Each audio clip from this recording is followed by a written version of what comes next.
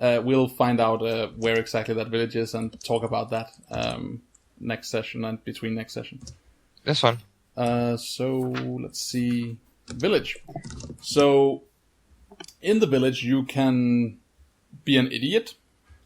Do it! Be a pilgrim, a conscript, a groom, a runner, a village peddler, a shopkeeper, a clerk, a sailor, a laborer, a miner, a taskmaster. You can't actually be a taskmaster.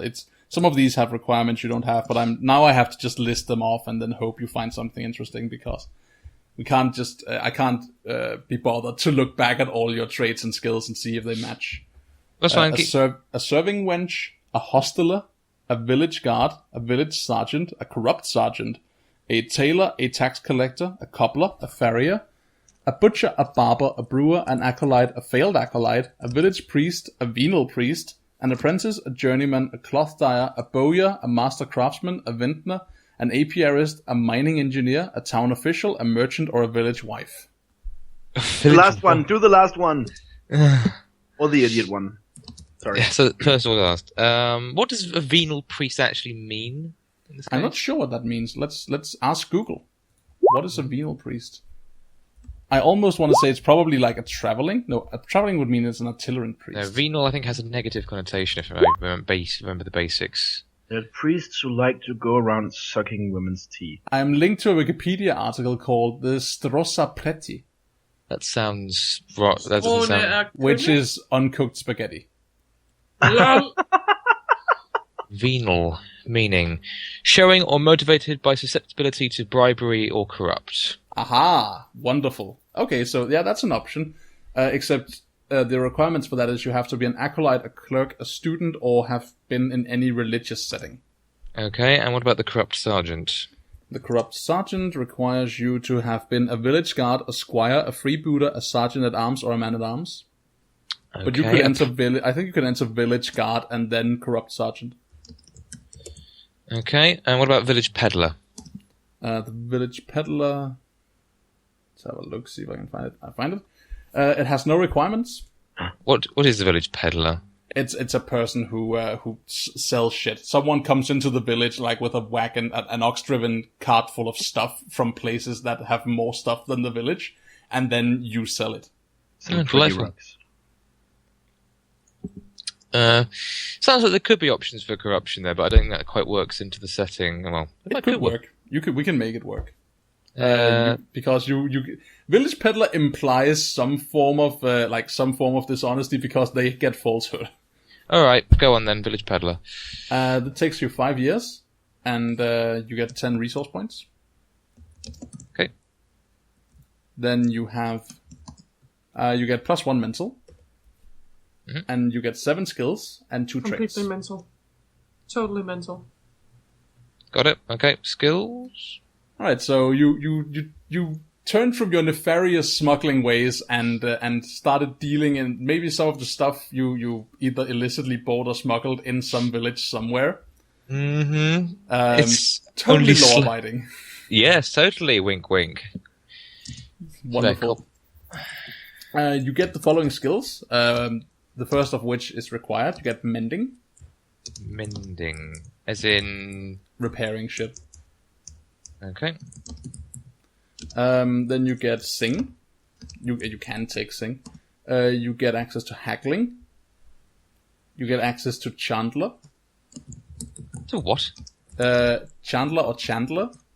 As in the character from Friends? Yes. Yes, that's you can become that character. Now that would be fun. Yeah, it's a skill. So. Okay, it's you a can skill to impersonate be that him. character. It's your ability to imitate that character. Oh, okay. That's what it actually is it allows the character to make candles from wax and tallow. Oh, so a candler, really?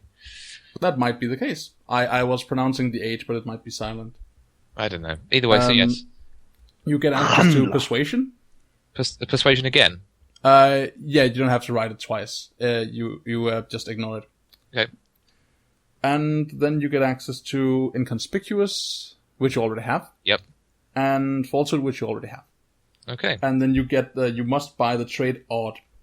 Odd. Yeah, you're Yeah, paranoid you're not the and, guy that died. You're paranoid and odd. You're just weird. Clearly. Okay, so From village peddler, you can go into the peasant setting, the servitude setting, the city dweller setting, or the outcast setting, or you can remain in the village setting and just take any life path in here.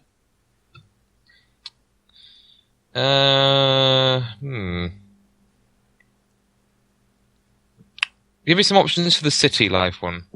City has the most options. I'm just gonna rant them off at you because I can. Yeah. A runner, an urchin, a beggar, a courier, a laborer, a pilgrim, a groom, a duelist, a coin clipper, a pickpocket, a street thug, a criminal, a confidence man, a city peddler, a sailor, a student, a Ganymede, a dilettante, a neophyte sorcerer, a temple acolyte, a sculptor, a painter, a composer, a dramaturge, a performer, a tinkerer, a coalman, a seamstress, a barkeep, a shopkeeper, baker, an alewife, a conner, a clerk, a scribe, an accountant, a scholar, a moneylender, tax collector, taskmaster, mercenary captain, city guard, sergeant at arms, guard captain, apprentice, apprentice artisan, journeyman, engraver, saddler, armorer, plumber, locksmith, jeweler, jail warden, advocate, doctor, physician, hospital warden, banker, merchant, sorcerer, temple priest, judge, municipal minister, artisan, master craftsman, bishop, or magnate. Or a city wife. Yeah! Go city wife. No? Okay. I'm thinking about it. It's absolutely an option. I want to see a man go city wife. That could be funny. What would happen if I picked city wife? Could I pick it? If you were a city wife, you would get 2 skill points. You would get, and you must take child rearing. Jesus. You would get child rearing, husband wise, and that would be your 2 skills you get access to. You get 2 skill points. You get 1 trait. And then you get special stuff here. You get note: a player who takes the city wife life paths may also choose her husband's life path from the city dweller setting. The city wife may choose from her husband's skills. She gets half of his skill points rounded down, and she gets 1/4 of her husband's resources. Yeah, I think I'm okay. Let's see. Give me the lowdown on confidence, man. Let's have a look. The confidence man. He is very confident. He is. The confidence man would take you 4 years and give you 12 resource points. You get 5 skill points and access to falsehood, inconspicuous, disguise, persuasion, and grift wise. And you get 1 trait point that is not locked into anything. Can I jump onto it from what I've already got? Or does it have any requirements? Nope, doesn't have any requirements. You can do it. Well, since I seem to be gearing myself towards a stealthy trickster kind of unscrupulous cad anyway. we have the hound. Like a man would come into your room. His face would be halfway burned. He would sit down. He would take your drink and drink it. He would look you in the eye and say, "You're a talker. Talkers makes me thirsty." Okay, so go through it again. It's how many years? Confident. First of all, you have a lead. We should add your leads from. You get a lead in smuggler and a lead in villager too. Yep. So and then as a confidence man, it takes you 4 years. Mm-hmm. You get 12 resources. 12 resources. You get 5 skill points and 1 trait point. 5, 1. And with the new ones, there are 2 new ones because we've already got 3 of the ones you mentioned already in the list. Yeah, the new ones you get is you must take. Is there any one of these? You must take falsehood. It's required, okay. So you can just wing falsehood up in the top. Yep. And you got disguise and grift wise as new skills. Grift wise. Okay, and then the trait, which was not locked. Yeah, so there is no traits associated with this. You just gain a trait point. Okay, well, what would be a good trait? Well, yeah, you can pick from the ones you have access to. What will you already have? You have 2 traits that you have access to from your life paths, and both of those are required. So you have 4 trait points that you can spend for any trait you really want. I think we'll deal with that in later character creation after this session. I agree. Okay, that's that sorted then. I'll come up with a name. Cool. And then who wants to go next? AJ! Alright. Alright, Me. AJ. Born near the storm is actually a decent character concept. I'm imagining this actually, that flies as a concept. Just, you were born from a shithole that we don't trust. This has kind of defined your life. Mm-hmm. How many life paths do you want to have? 4. 4 life paths. On that and note, what's real your quick. stock? Are if I may? you born human? I'm born the same as Rasmus's. Alright, so human. Alright, so... That's under stock, right? Yeah, so human stock. And note will be it's the same as Rasmus's. So you were born in the same place as Rasmus? It's the same life paths as Rasmus's. Oh, Minus 1 rogue wizard. Okay, so so we can just look at Rasmus then. Yeah, and I've actually removed 1 rogue wizard. Okay, so you're down to 4? Mm-hmm. They're twins. Okay, and they have been treading the same life paths? Yes. Yeah. They are spoopy twins. That makes it They're easier then. spooky You can twins. basically just copy Rasmus's entries in that case. Just I do it guess in- that also means Aura of Fear is no longer required for me. Yes, that's correct.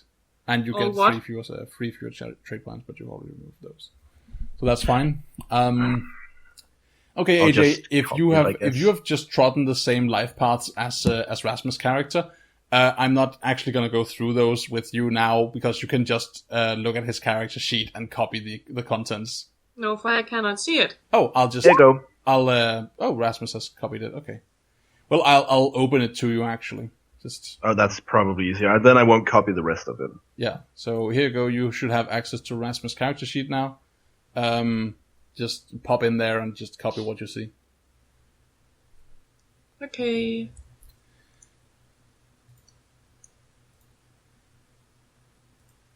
Okay. And meanwhile, Heine. Yo. Sup? Yeah. So your character. Mhm. What are we dealing with here? What do you have for a concept? I'm transferring the douchebag Robo One concept I created for the test. All right. In that case, are you just gonna pop in there and look at your? No, character. because earlier today I actually removed that from my list of games in Roll20. Okay. But if I can always I'll go just- in there and I'll quickly pop in and send you the link. sure, cool. Well, that means I have some time left, so I guess I can go through your character, Rasmus. That's me!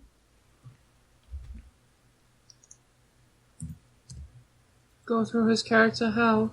As in, I can help him with placing skills and stats and resource points, because we have the time for that now. Since I don't have to. Help. I made it very easy for you. You did, and Heine did too. The downside of that is, of course, that we're gonna have to have you talk a bit more in depth about your characters respectively when we start the first session. But that's actually not a downside. So Oh no, we have to talk and think about our characters. How horrible. yes, Because we haven't done that already. Terrifying! I quit. Yes, I my first quit. instinct. I should put my first instinct. thinking about my character. That's not why I play role-playing games. How dare you? Here you go, Heine. This is a link to the other Roll20 campaign, so you can just crib your character from over there. Sure, yeah. It's very British of you. Cheerio, motherfucker. Yeah, we don't say that Why not? because it's not polite. Way to lump you all together. What's that about? That's not polite either. No, it's not. All right, Rasmus. So let's have a look at your character. You have to be subtle in your impoliteness, though. Oh. Why? So we've looked at your life path. We've placed your skills and your stats and so on. Actually, we haven't placed any of those yet. We've just No, noted them. we've just looked at my last past, and I have assigned age for myself according to the age I got at the end. Wonderful. I assume that's how it was done. That is exactly how it's done. You're absolutely correct. So, except you need to pick the age for humans, not dwarves. I think I have. I don't think. You Oh, have. no, I have. Haven't. Oh, I guess that's men then. Yeah, that is the race of men. And women. Yes. Why do I get so many fewer mental points than physical points? That is dependent on how old you are, basically, and how experienced you are. As you get really old, you also get senile, so the points start dropping off. Yes, I have decided on the right age now. Cool. Then you just divide your pool of 8 mental points between your will and your perception. It can go as high as you want. That actually, isn't it too low? What? If I get 7 from my age plus 3 from my stats, isn't it 10 then? For my life pass stats? It should be. Well, it's not. Let's see what happens if we just remove one of these points. And just delete one of your mental points. Okay, so it's subtracting 2 for some reason. Yeah, I'm gonna have a quick look at the book and what it has to say about this. Maybe it's actually calculated correctly. Maybe it's not. And how many points was it to go up a die? It's quote unquote subtracting 2 because you already have 1 of will and perception to begin with. Oh, sucks.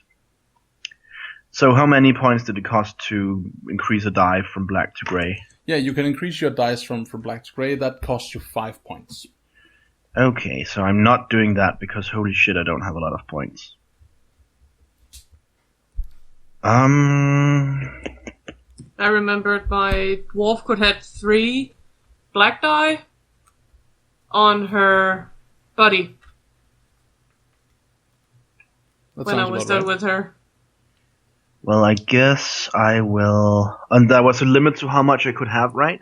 Yeah, your max exponent of 7 to begin with. Okay, so if I do that... And I forgot, will and perception... I mean, I can guess what perception does. What does will do? Will is both your willpower, but it's also how you interact with people. It is the stat from which you derive social stats. And how about magic? Is that fort? No. You cast most magics, I think, with will. Alright, that makes this a bit easier. Most of your magic skills are derived from perception, but you use will to cast them, I think. That's confusing. No, it's just that you can't just dump all your points into one of them and then... But that's what I wanted to do. Yeah, no. Yes, I did. I'm very laissez-faire when it comes to min-maxing, but if I detect it to degrees that starts to smell, I'm going to call you out and we're going to talk about it. What? So in this case, you will want to, yeah. So your will is 6, that's very strong, so that's pretty good. And your perception is 4, which is also very good, so good. And then dividing your physical pool among the 4 there. Your power is how much you can bench press and how hard you hit. Your fort is how hard you can get hit. Okay, so that's stamina-like stat. Yeah. You don't use fort for a lot of things, but you derive your mortal wound from it. So it basically... How bad can it get before it stops being bad forever? Yes. And then agility, which is your nimbleness of fingers, and speed, which is your character's speed. So this game separates your dexterousness, your agility, from your speed. So you use, for example, speed for positioning in combat instead of using your agility. Okay, so I don't know how magic works. Do I use agility to form finger seals like a ninja, or is that totally unrelated? You can definitely form some finger seals and some somatic components if you want to, but I don't think it's required. Let's have a look at magic. Not that, of course, magic is all it's all about, but... No, I understand. I get what it's you're more saying. because I probably want to increase the die of one of them. And it's probably either going to be agility, speed, or fort. You have made a sorcerer. I do not hold it against you that you wish to know how magic works. I'm glad to hear that. Alright, so I need to quickly pop into a separate chapter to look at that. Super. Look, I'm gifted. And spooky. That is exactly what you are. You can have sorcery without being gifted. Just means you know how to do it. But you can't do it? Yep. Or... Oh. You forgot to subtract 1 in spooky because you have to have it. I have to have spooky, but I subtracted the requirement for aura of fear. What? He has to have spooky, that's required, but he does no longer have to have aura of fear. Or was it the cost you meant? It was the cost. Oh. Alright, so magic. Spellcasting and idiom. You should define as a gifted character. You should define your sorcerer's idiom. How does your character cast spells? There are 2 main categories of this. You may gesture and gesticulate, or you may clearly pronounce your incantations. Gesticulate. Okay. Plata Barata. Hey, AJ, if you want, we could do one each. Yeah, that might be. Awesome. So you Then you would have to. I mean, that could be you both working with separate branches of magic, or it could be just you learning differently. We could talk about that. Yeah. But for me, it's definitely gesticulate. Yeah, it's up to the player, but the method of casting must be chosen before the game starts. Spellcasting is not subtle it's not a subtle or concealed art. If speech is the chosen idiom, the spell must be spoken clearly. If gesture is chosen, the movement must be complex and florid. All right. Oh, awesome. Yes. I'm just looking at stuff right now. Stop reading and read.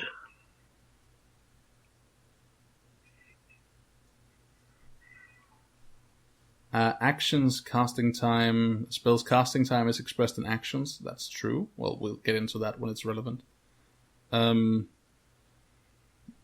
Origin, that's where the spell starts. Element is what the spell is composed of. Duration, the basics of spell casting. Okay, to cast a spell, first declare your intent, then announce what spell you'll cast to accomplish the intent. The spell is then the task. Basic casting, roll sorcery skill plus forks and helping dice, versus the obstacle listed with the spell. The sorcerer must meet the spell obstacle in order to avoid a failed casting. First question. Yeah. Forks? Fields of related knowledge. That is a brief to a fork, which would be, for example, if you wanted to craft a bow and you used the bowyer skill, let's say there's such a thing. Yeah. Then if you had the woodworking skill and forestry wise, and workshop wise as skills, then you could fork those into your bowyer. Because they are fields of related knowledge, and each of them adds a bonus die to your bowyer skill check. Okay, that's cool. So in this, it would be sorcery and stuff say- we put in. Let's say Rasmus wants to summon a demon, okay? Yeah.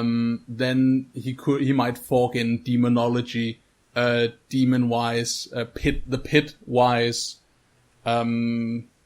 Or if I want to do necromancy graveyard-wise or something like that. Exactly, right? Picking out a corpse and something like that. You can fork in... Apocalypse-wise. This is, essentially this is about fictional positioning. You're telling me, as I say, you just say, I want to achieve this thing. I'm asking you, okay, how do you want to go about achieving that thing? You then tell me, I'm going to do this thing. We decide on skill.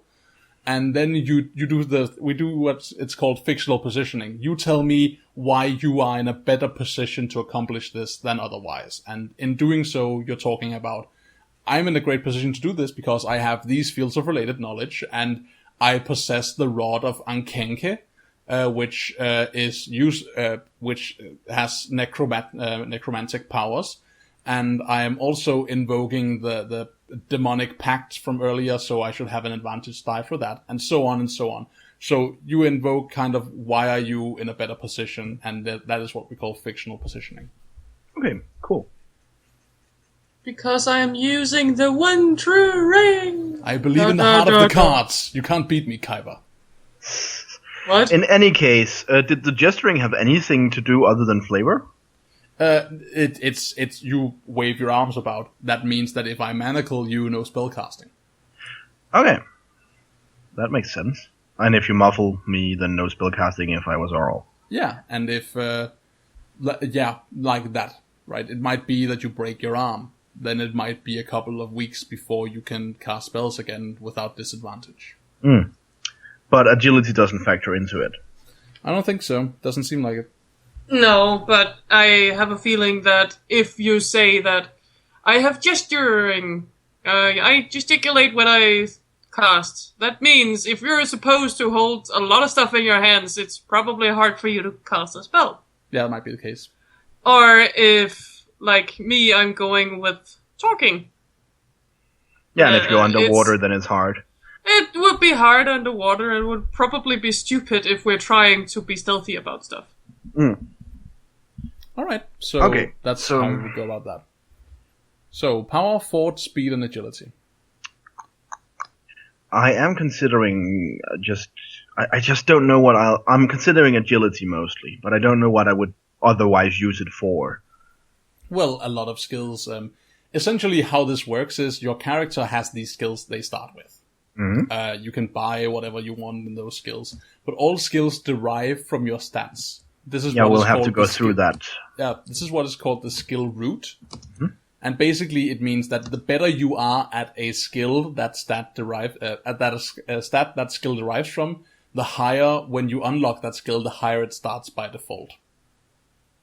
So let's say you learn sword during play, right? During play, you practice fencing people, and you get sword. Now you have unlocked sword. Then you unlock it if you have a good agility, you unlock it maybe at a sword skill of 2 or 3 instead of sword 1. Or pickpocketing or something like that. Yeah. Right, so that's how it works. Okay, let's see what happens if I do this then. It didn't subtract 5 points for it. No, it doesn't. You just need to leave those there. Okay. That leaves me with 8 points. So, what is the standard? Is that, what, 3? Yeah, let me find that. There's a reference for that.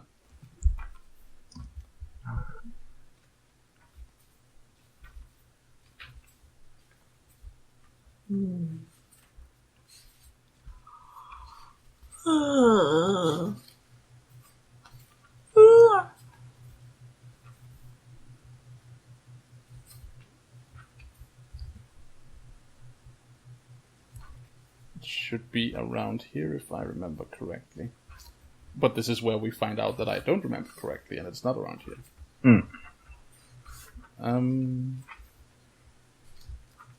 Looking through the book. I recall 3 being like somewhat unpracticed, like practiced but not really good, and 4 being somewhat professional. 5 being can accomplish most stuff with ease and so on. And the die did something as well, I forgot. The shade of the die denotes what you have to roll to succeed. All dice rolls are d6s, and if you roll a black die, you need to roll a roll of 5, 4, 5, or 6 to have a hit, a succession, what the fuck am I talking about? A success. And at each success then adds to your obstacle, like what are you trying to achieve? A grey shade die succeeds on a 3, 4, 5, or 6, and a white shade die succeeds on any roll but a 1. Okay. And currently I have a grey die in agility, but I'm considering if I should put it in fort instead, but you said that wasn't used for very much. You don't use fort in the sense that you don't roll it much.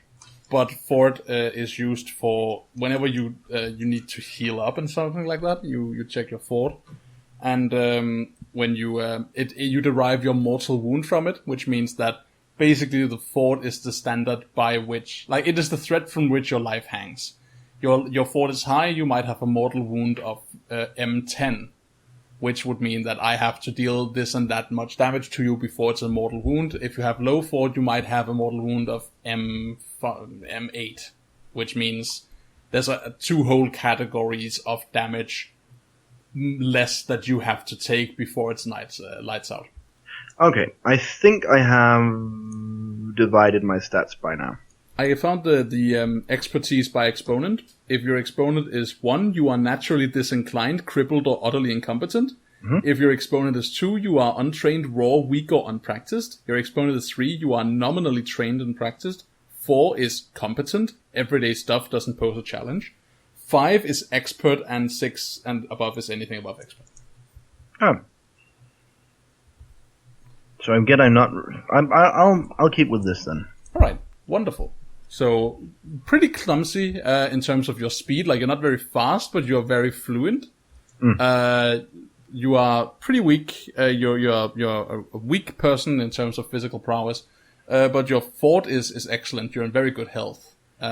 Yeah, I'm guessing I might not be the fastest, but I'm used to traveling and I'm used to living in shit place. So your immune defense is just fucking crazy. It's armed and it's angry and it's looking for anything.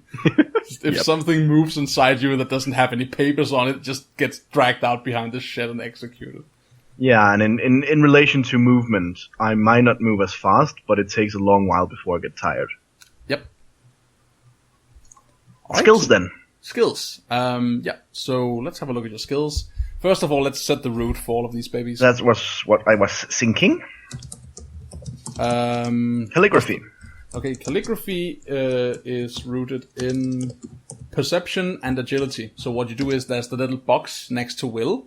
You wing that, then you can set perception and agility. Okay. So you see, because your perception is what it is and your agility is what it is, then it does some math for you. We like the character sheet because it means we don't have to do math. And my calligraphy falls from 3 to 1. Yes. Same. All right. What's the next? Right. Your right is perception and agility. So that's going to fall to 1 as well. I'm going to work from the assumption that the next is read. Yes. Read is perception flat. Perception flat. Research. Research is perception flat. Symbology. Symbology is... I just completely skimmed past the Y. Is perception. Perception. Sorcery. Sorcery is perception. Enchanting. Enchanting is...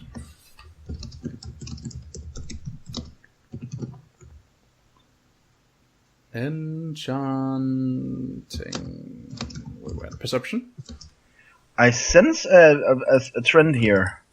Yeah, there's a lot of perception going on. That's what I mentioned, right? You use will when it comes to actually working the magic, but you use perception as the base for being able to do it. Inconspicuous. Inconspicuous is...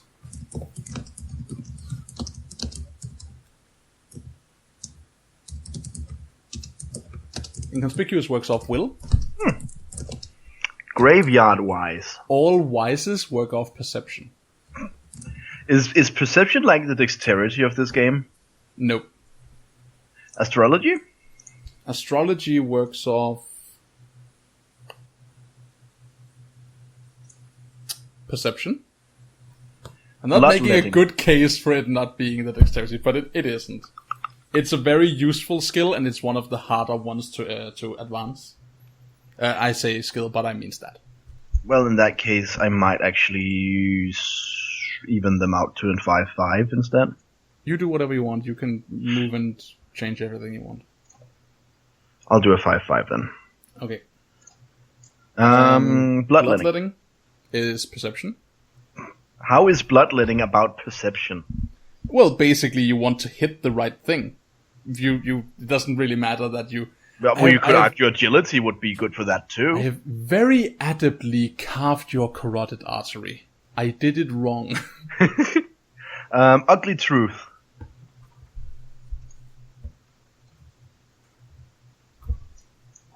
Ugly truth. It's ugly. I got here. It's perception. Apocalypse-wise, that's also perception, I assume. That's correct. And alchemy. Alchemy is perception. Okay, so I have like one skill that doesn't use perception. Yup. And Are then, you of sure? course, reminding you that you have 5 general skill points that you can spend on these skills or anything else. Okay, that's interesting. Perception, we need to go perception. through that now. No, we wait. We're just put your skill points in wherever you want them to be, and just when you have 5 skill points left, just stop, and then we talk about what you want to use the last 5 for. Okay. And I guess I start by opening them, right? Yeah, open the required ones. And that costs a little bit more or something. No, opening just costs 1. Does? Yeah. What was it that cost a bit more than? It is the training skills, so armor training and so on, and mounted combat training. Those cost 2. So, where can I see how many I've used? You can't see how many you used, but you can see that you had 25 before, now you're down to 21. Oh, that's cool. Cool. What does enchanting do? Is that making magical items? Let's just yammer off what enchanting does here. Enchanting. Just get to the skills.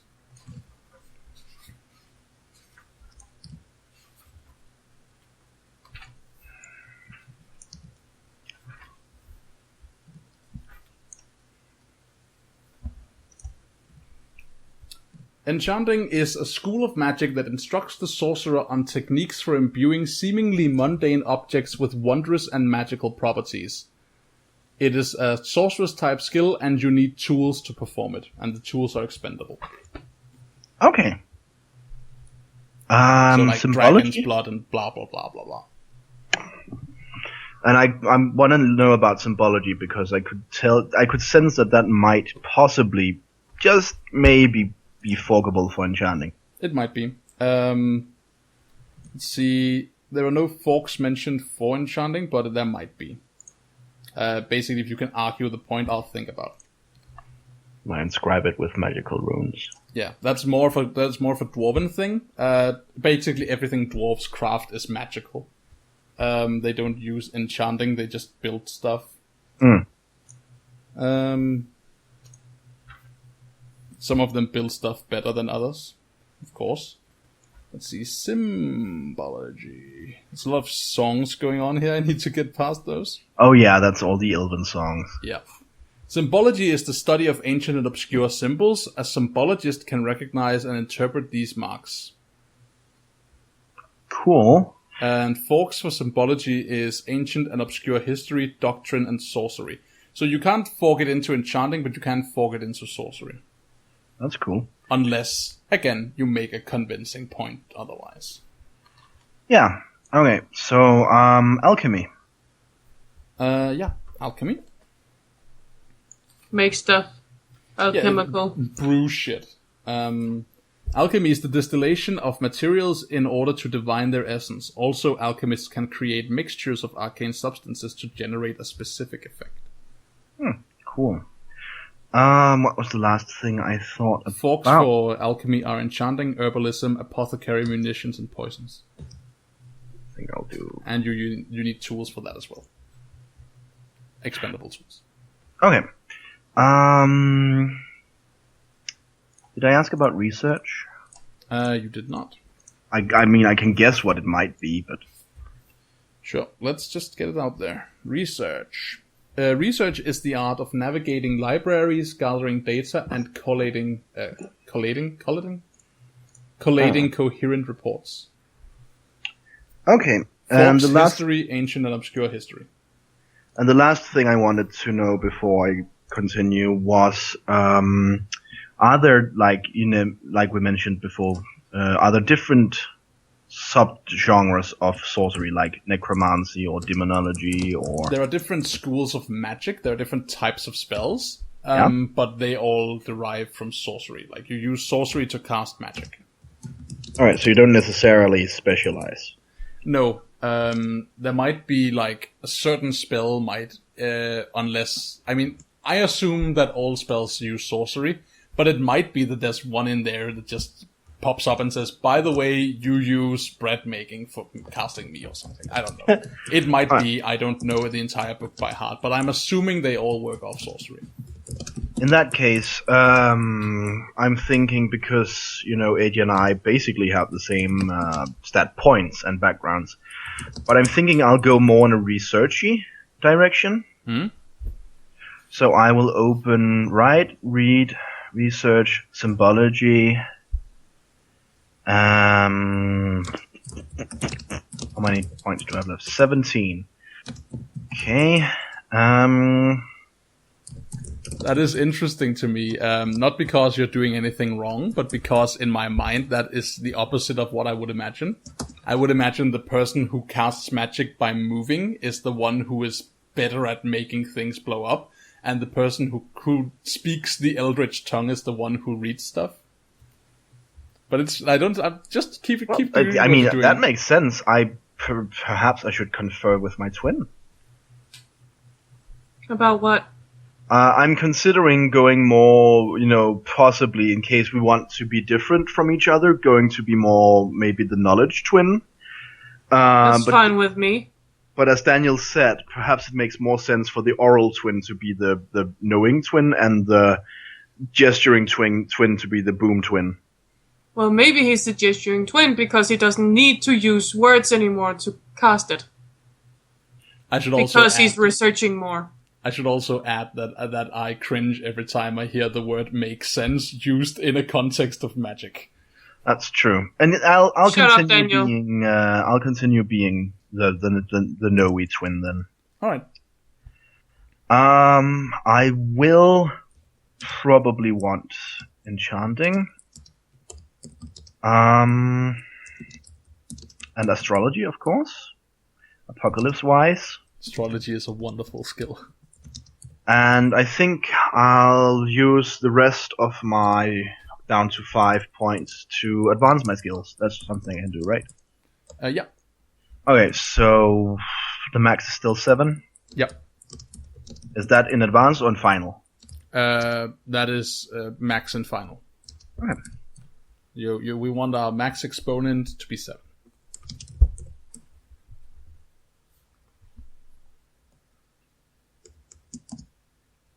Okie dokie.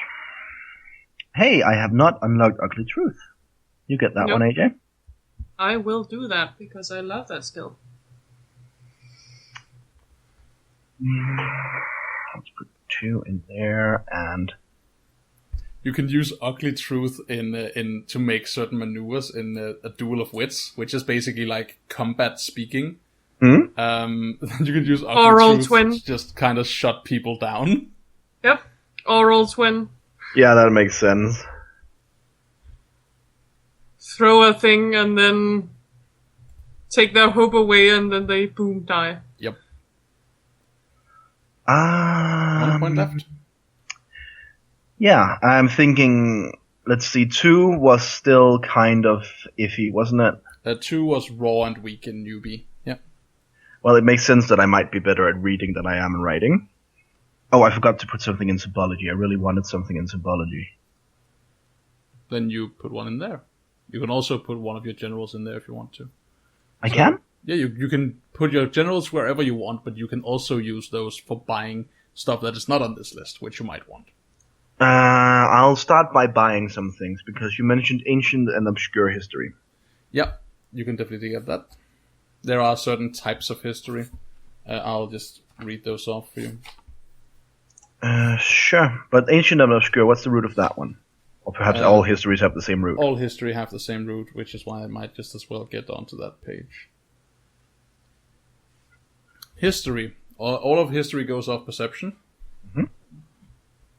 It is the knowledge of the records of past events pertaining to one culture or society. The character is assumed to have studied the popular history of his culture/people, unless the player or life path decides otherwise. Specific histories are often listed in the life path. They are fairly self-explanatory. Ancient history, military campaign history, foreign history, religious history, local history, obscure history, and religious history. Wait, so ancient and obscure are both separate histories? ancient history and obscure history are separate. Yeah. All right, that's good to know. And they both went off perception. Now, I'm not very experienced in this. Is there anything where you're thinking, oh, Rasmus, why didn't you pick that yet? That would make total sense for your character. Not really, because what you want your character to be about is what you should kind of try and summarize on this page. Remember, you can do anything. Oh, I meant skills. Yeah, I mean, you can do anything. You can try anything, and you'll eventually get better at it. But right out the door, it's a matter of what do you want your character to be adept at game start. So Is you look at is this there a list skill of- that relates to traveling then? There is a skill that I believe it's called orienteering, which is finding your way through terrain. Let's just see if I'm remembering that correctly. Orienteering is the ability to navigate across land both with and without maps. Maps do, however, provide an advantage die to orienteering tests. A successful orienteering test indicates that characters have found his way without delay. A failed test indicates the character and his companions have gotten lost. This result either causes the character to miss any appointments they were trying to keep but still arrive at their destination, or cause them to arrive at an unintended location. Okay, I've added that. What does that run off? Perception. And lastly, there was a sneaky skill. This is stealthy, yeah? I'll add that one as well. Stealthy runs off of...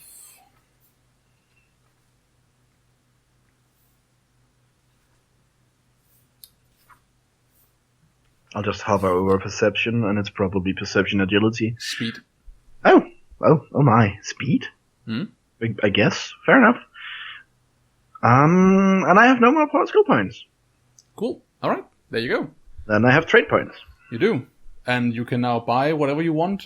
Each of those you've written down would cost you 1 trait point to buy. But you can also buy traits that are not on this list. Those will have random costs based on what you pick. You can also you can ask me for something and I'll see if I can find something to its effect in the list. To begin with, could I ask you to describe the 3 I have that are required? Yeah, sure, absolutely. It's nice to know what those are. Absolutely, and they have an effect that you might want to note down on your character sheet. Where? Basically, like, take a note of it, like, somewhere, maybe not on your character sheet, but take a note of it, like, find a pen or open a notepad document, and then eventually you will find a place to write it in the character sheet. It's probably on the first page or something. Let's see, what's the first one? The first one's Mark of Privilege? Yes. Okay. Mark of Privilege. Those born into nobility bear certain features, telltale signs of their lineage. Their nose, their bearing, their skin, or even their speech marks them as one of privilege. This confers a 1 die affiliation with nobility, but adds a +1 obstacle to all inconspicuous or falsehood tests when masquerading as someone lower than your station. Okay. Mark of Privilege. What was it? +1. This is a die trait. You can add it to the die traits. Yeah. Okay. Character trait. Mark of Privilege. And then die traits. I press add. No. It's not a character trait. Okay. Mark of Privilege is a die trait. Yes. And what's the next one you want to know about? I press the modifier or what? Oh yeah, you could just quickly I wanted to note down what it did.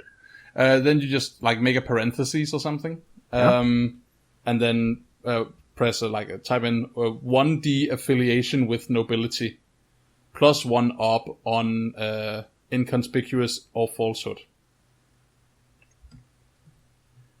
1 up. Yeah, +1 OB. Obstacle is your difficulty. It's what you roll. It's how many successes you want to get to achieve something. Or falsehood. Yeah, yes. Inconspicuous or falsehood. Yes, and the next one was space humility, I think? Base humility.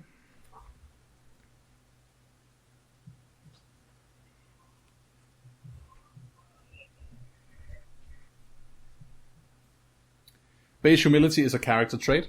So Yeah. you can add that under character. And it because it's a character trait, it has no real description in that regard. It means that you have been, during your practice as an arcane devotee, you have learned to bow and scrape and kowtow. Okay. Which actually matches quite fine, because the tradition of magic that will have come out from the storm, which we've established as being like this pseudo-Vietnamese culture, like built in stormy, horrifying mountains, they will definitely have like very strict discipline. Of course. And then we have Spoopy. Spooky. Spooky dooky doo.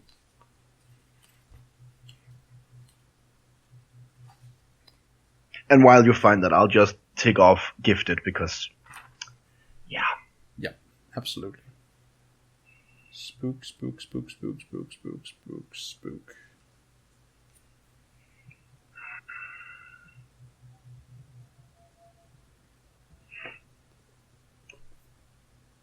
Yeah, so I don't see Spooky in here, so it's probably in one of the supplementary books.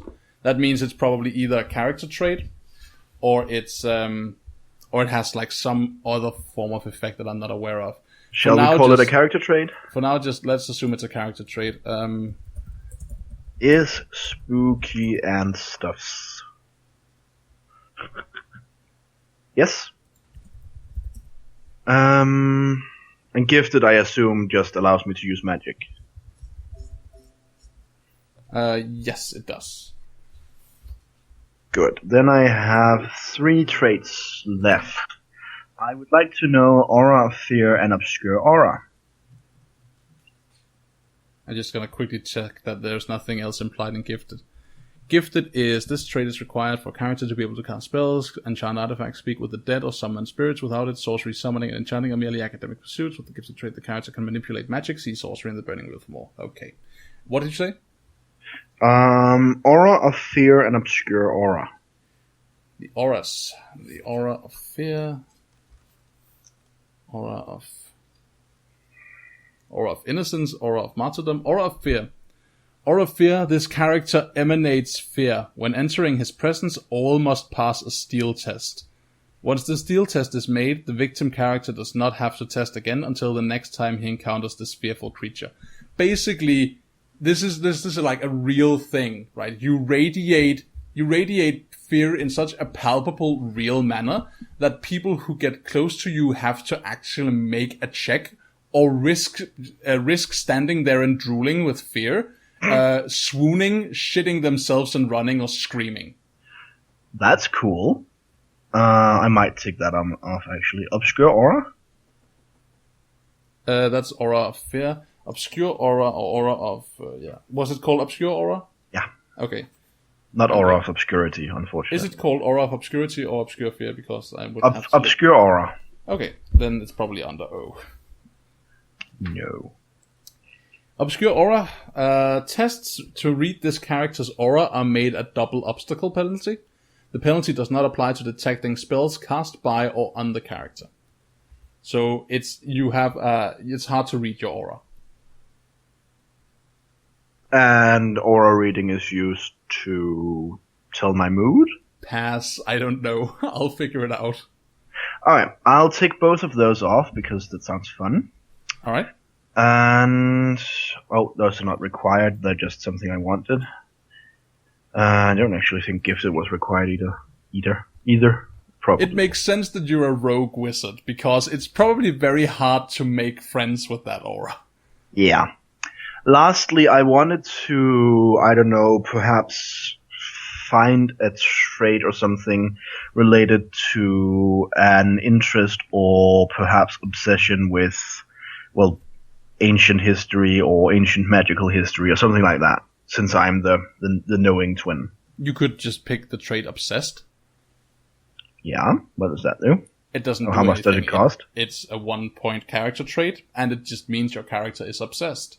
So you make the decision on what is your character obsessive about, and hopefully we see you play on that trait in character. If you play on that trait and it puts your character into trouble or creates conflict, you get Arthur for it. You get a fate point.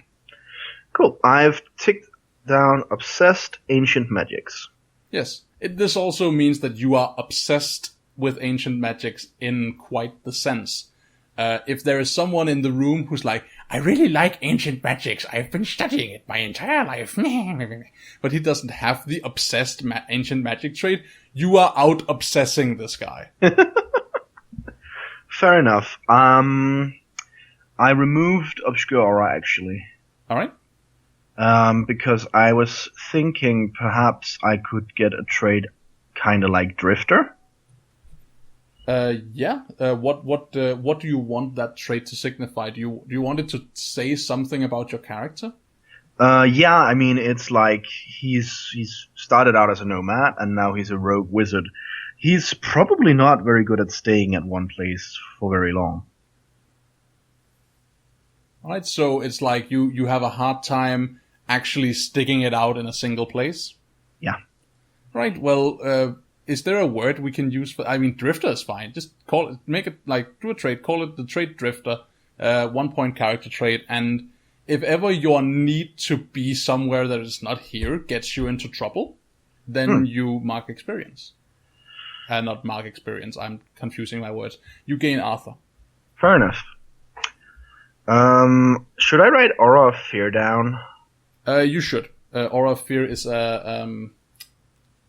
what was that again? It was, what kind of trait? Aura of Fear was a die trait.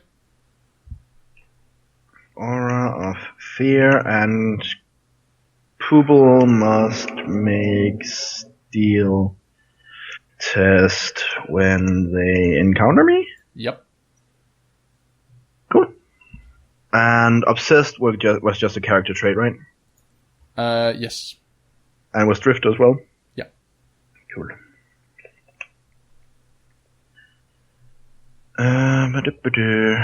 I'll just add them just in case. Cool. Then, I mean, fixing your relationships and your gear and so on. I think we'll do that off cam. How about the things that are derived from other things? That we will fix Health immediately. and steel and reflex and. We will absolutely fix that now. Does it just do it on its own? I'm confused. Can I write anything? I can. Okay. We are questions. There are questions. There are questions indeed. Please remind me on how to do this. Alright, so health is derived from your will and your fort, so you start with a health of 4. Mm-hmm. And then you answer the following questions. Yes. Where do I note down plus or minus? You don't, I'll tell you. Okay. Answer me these questions 3. Now, these questions need not be true for AJ's character, but some of them will be by extension. AJ So wants to go to bed. in some cases, you will want to confer on this. I guess I'll do that when I see her tomorrow. Oh, right, yeah, okay. So we'll do that later.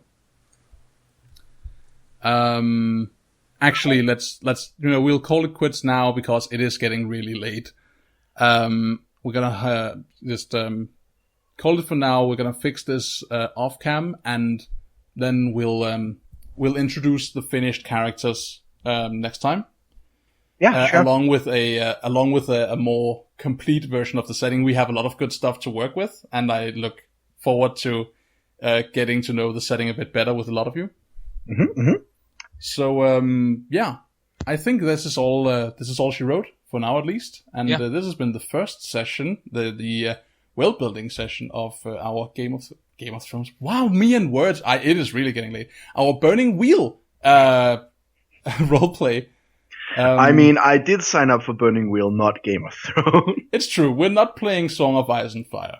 I mean, it sounds fun too, but it probably is. I've only ever gone through house creation in that system. Anyway, so yeah, this has been the first session of that, and next time we'll be back with more stuff. When next time is? It's a great question, because as was established earlier, we don't have a regular time slot for this. So this is going to be like our off-duty go-to game. Yep. But that's been all. So thank you very much for watching this episode of Charismatoac role-playing series. And we'll see you next time. Bye. Bye. Bye.